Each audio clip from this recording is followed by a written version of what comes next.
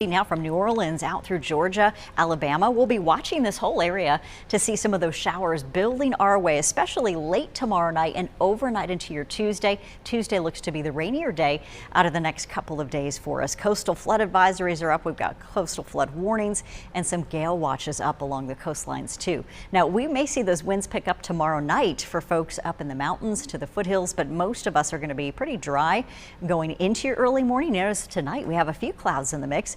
30s for you tomorrow morning. Clouds continue to fill in throughout the midday hour, so cloudier by later in the day. And temperatures today, wow, we were in the 60s. Now you're at 58 degrees in High Point, still holding on to some mild air.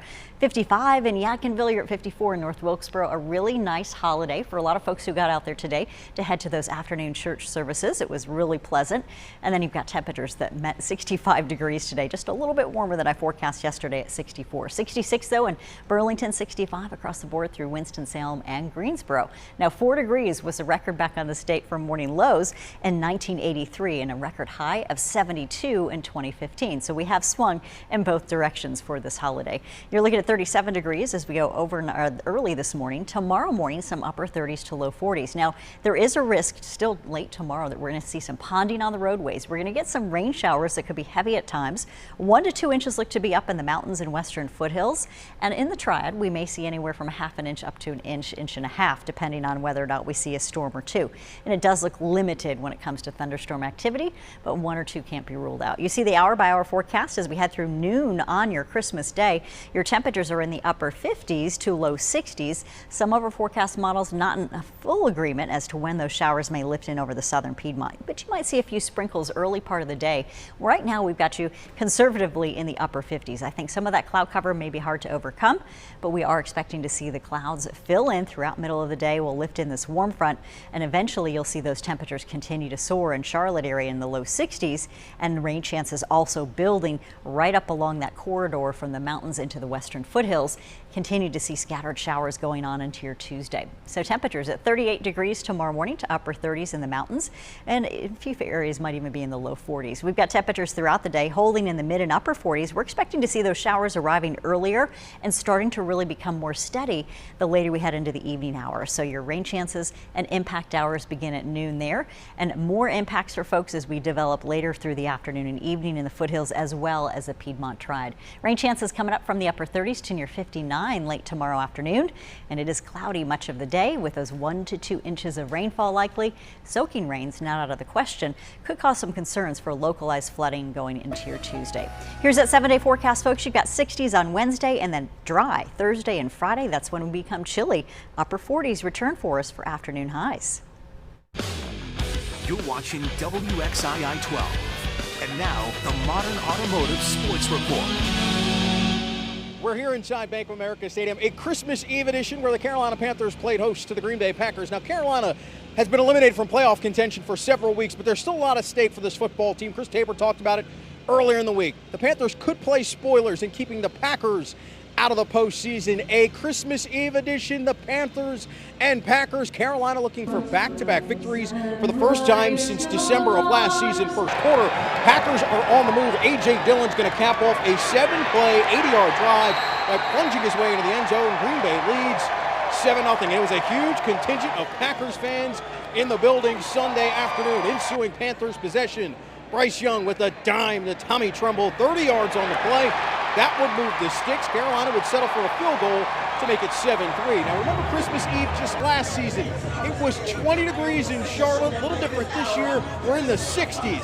Second quarter now. After a Packers touchdown makes it 13-3. Carolina goes into the bag of tricks. Amir Smith-Marset on the reverse. He's got the corner. One move and he's in for 6. It's a 13-10 ball game. Carolina's defense, which has been the strength all year, but Sunday they give up 251 yards in the first half alone and 3 TDs. Jordan Love to Dontavion Wicks, 21 yards for the score. Green Bay leads 23-10 at the half. Fourth quarter, Packers down 2 scores. Young leading the comeback. It's a strike over the middle of DJ Chark, 11 yards for the score. Now Eddie Pinheiro would miss the extra point. Panthers trail 30-22. Now after a defensive stop, Young looking to orchestrate the game-tying drive. It's Chark again right into your TV set. Panthers convert the 2 points, and we are tied at 30. Now, after a controversial catch call, Green Bay's Anders Carlson lines up from 32 yards, and the kick is good. Green Bay reclaims the lead with just over 20 seconds to play. Panthers now with one last chance. Young, he finds Adam Thielen over the middle. Tick, tick, tick, tick, tick. Carolina is out of timeouts. Young with the spike of the football, but after a conversation, the officials rule time has run out. It's a controversial and heartbreaking finish as the Panthers fall 33-30. Afterwards, Carolina disappointed in the outcome. I'm disappointed. I'm disappointed for those guys in that room. They laid everything out on the line right there. And we played. We ran out of time. I'm just out there playing. Obviously, wanted to get that, but they got cameras, they got the rest. We're just trying to get it snapped as quick as possible.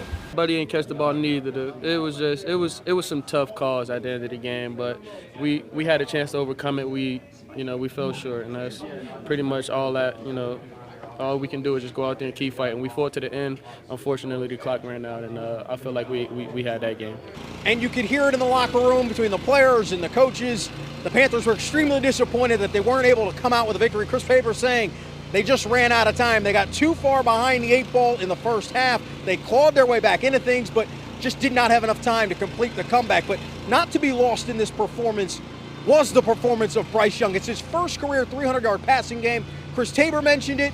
The wide receivers mentioned it after the game in the locker room. Young is a totally different looking player than he looked like in the beginning of the year. He's in complete control of this offense, and that's good news for the Panthers moving forward at the end of this season and obviously in the next. So the Panthers don't come away with the victory. It's a tough loss at home, and they only got one more home game left. They hit the road next week as they travel to Jacksonville.